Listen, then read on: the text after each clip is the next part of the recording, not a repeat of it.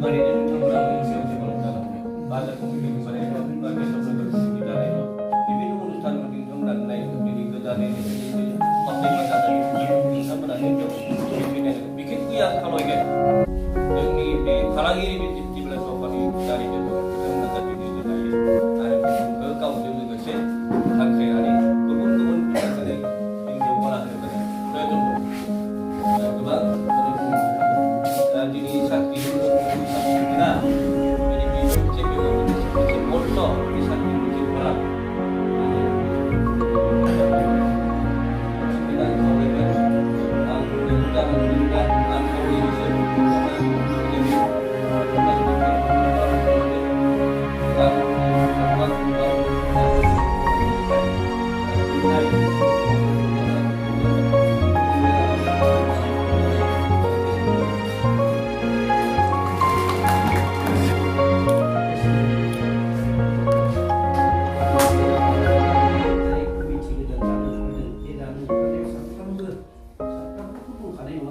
ini kan kamu sungguh